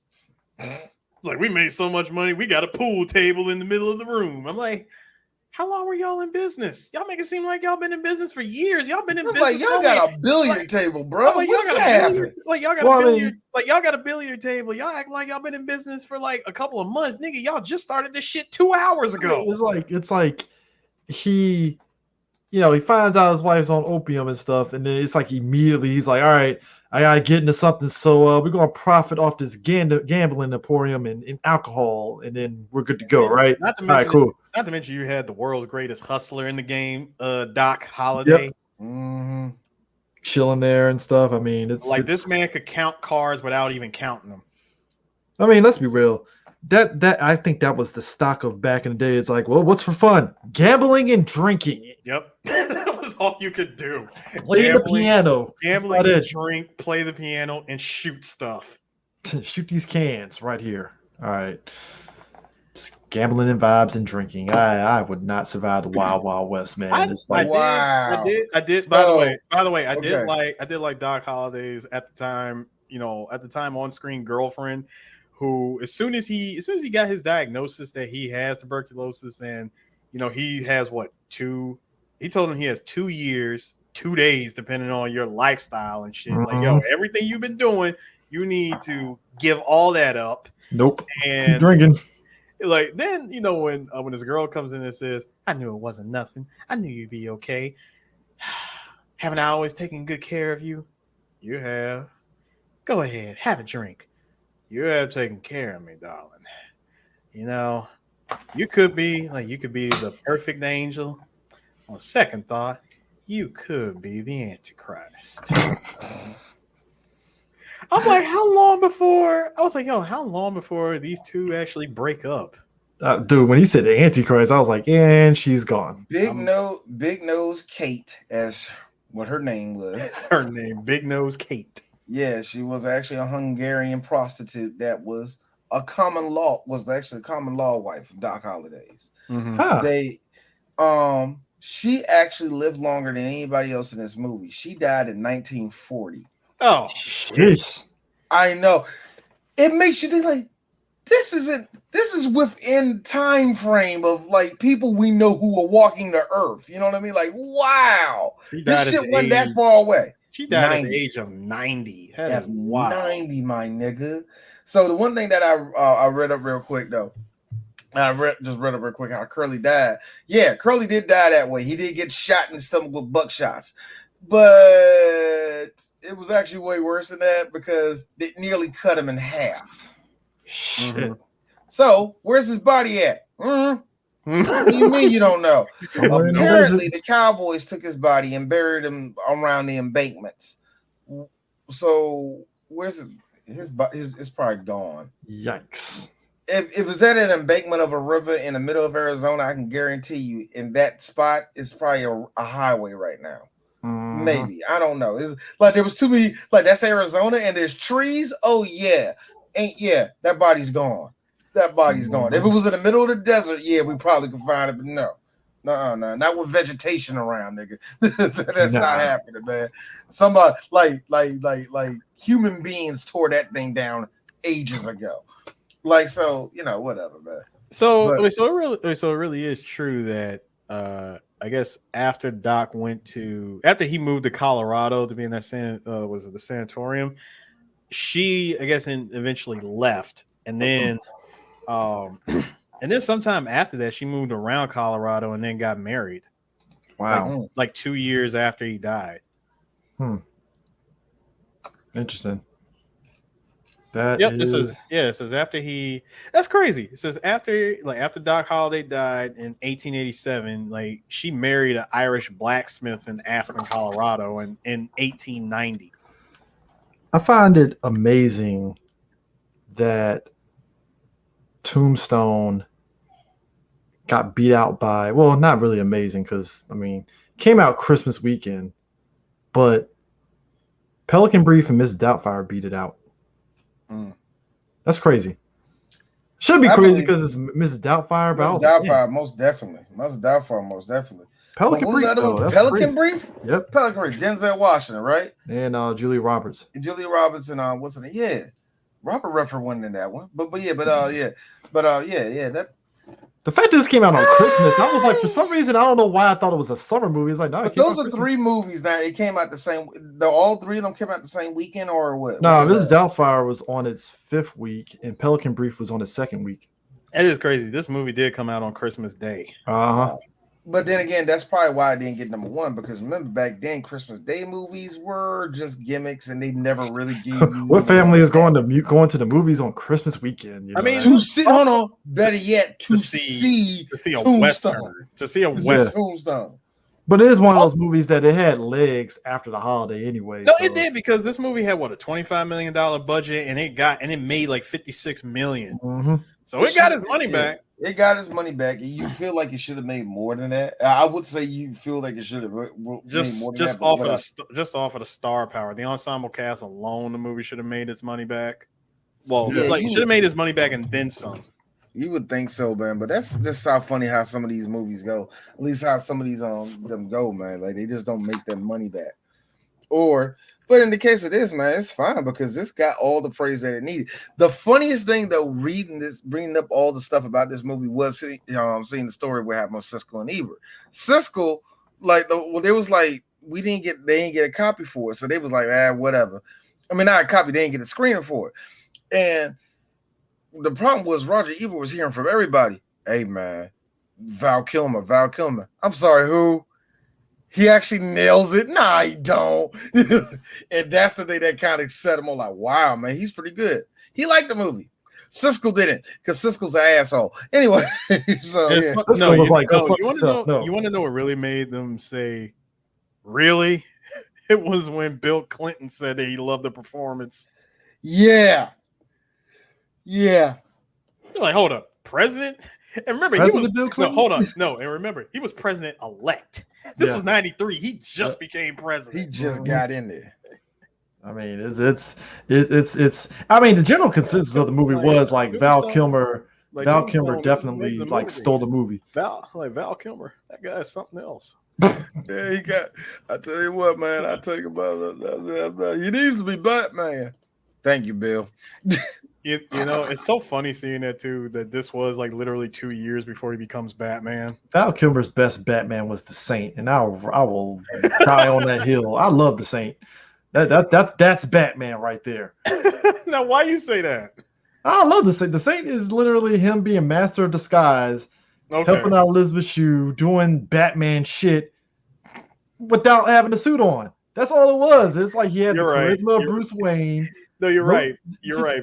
In a way, you're right. You want to know why? Because he was able to do all this shit without Joel Schumacher all over the movie. It was just like, it was like the director of The Saint was like, all right, we're going to just go off of Val Kilmer's natural charisma. We're going to put him in all these things where he dressed up as master disguise, but he's also kicking the shit out of people. It's like, all right, cool. We're gonna make sure that we stay away from as much neon as possible. Yeah, You know what the amazing thing about this is that this as much praise as there was for Val Kilmer, he didn't get nothing for it. In fact, this movie didn't get no awards for anybody. Yeah, he did get a nomination, but the MTV Movie Awards. Hey, you put some respect on the movie awards. Yeah. We just gave him a nomination for his best male performer and most desirable male. Most desirable male. Most desirable meaning sex. 90s fucking yeah. Look. I want people to understand who he was going up against that year. And he lost, by the way. Tom Cruise in The Firm, JCVD in Hard Target, Denzel Washington Pelican Brief. And William Baldwin won it in Sliver, and I'm like, William fucking Baldwin. Let's be that real. Guy. Hey, Chris. Let's be real. No, hold on. Let's be real. He's going up against Hard Target JCVD. That that curly mullet he was rocking at that time, and also women were going for it. And also, it pisses all of us off. Billy Baldwin could pull bitches back then, bro. In a pantheon of Keanu Reeves, Christian Slater, and Brad Pitt winning twice, I'm looking at Billy Boy like, you sure? Like you're just looking at Billy Boy like, how the hell did you win?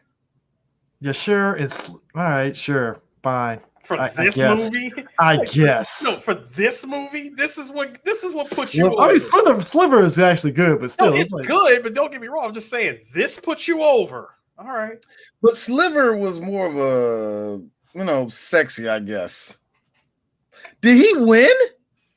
He did. He did. I'm like, Billy didn't win. Who won that? William Baldwin. He did win it. Billy won the fucking award. Mm-hmm. So anyway, like I said, ironically, Tom Hanks beat him out in Philadelphia in the best male performance, which I'm like, well, let's Philadelphia, just put it this way, guys. It's Philadelphia. Philadelphia is beating everything. Well, let's just put it this way, guys. Billy Baldwin's not beating nobody. Like, period. Come on, now. So real quick, guys, just quick question: we got anything more to talk about this movie? I know it's a long ass movie. I would just say, I'm done. Buy the Blu-ray. We covered everything perfectly. I love it, guys.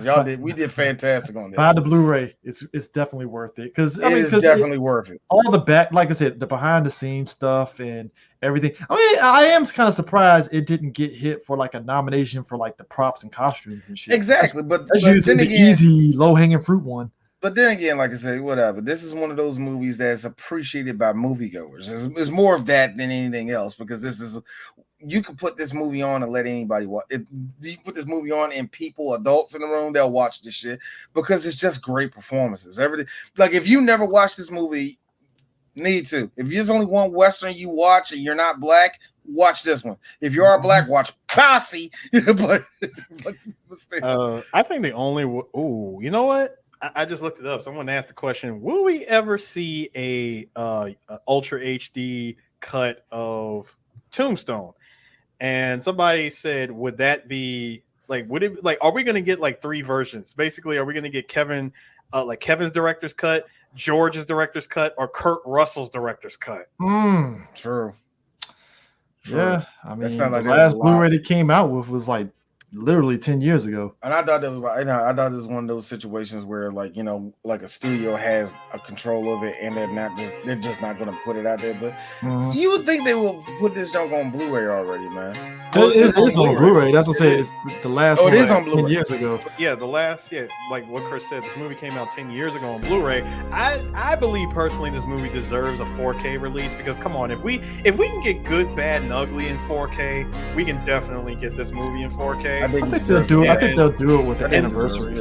And if we do get an anniversary release on 4K. I'm with these guys in the message boards. We need a 3 director's cut edition. I want all 3 cuts. I mean, it's really hold on, because remember, and it's not impossible to do, because remember when it's somewhat related. Remember when Jet Li put out Fearless as his last martial arts movie? Mm-hmm. When that got released on Blu-ray, you got 3 cuts of that movie. Yep. That's the American cut, the Hong Kong cut. No. You got the original. You got the theatrical cut, director's cut, and it was one other cut. It was all in the international cut. So you got like 3 different versions of this movie. Yeah, I agree with that. Like, especially when there's a director's cut or a cut like it is in this one. Yeah, I would like to know what scenes he wanted, what scenes they wanted. Do we need to sign petitions? Get petitions signed to release the Kurt Russell cut of Tombstone? Let that. Actually, we seen the Kurt Russell cut of it, or unless this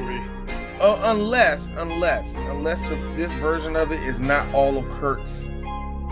Because there was a lot of deleted subplots that was taken out of the movie, and especially when Kevin Jarre got off of the film, and that's the main reason why Michael Biehn was going to leave, and it was like, nigga, we still got film, nigga. What he wants to do? Like remove you from the movie, cut out all your scenes, put Ringo. Put us through days of reshoots? No, we're not doing that. You staying in this movie, and like I said, thank God for Kurt Russell. Quit doing that Bama shit, man. Show them all. Nigga, don't get mad because you got backhanded by a T-800 in '84. All right. So, but why don't you go overseas and be a star? Go home and be a family man. Shout out to Pierre Kirby. Man, shit. But anyways, that is Tombstone. What's next up on the docket? You know what? Next week I don't know. I don't know if we're gonna go Street Fighter. I don't know if we're gonna go for Street Fighter or we're gonna go for Juice, but we're gonna go for something, son. Skip Juice. I got it. Whatever we're doing, we're doing it with gusto. Yes, sir. Yes, sir. Definitely. Yes, sir. So anyway, we are out, man. This was a beautiful show. We see y'all later, man. Peace.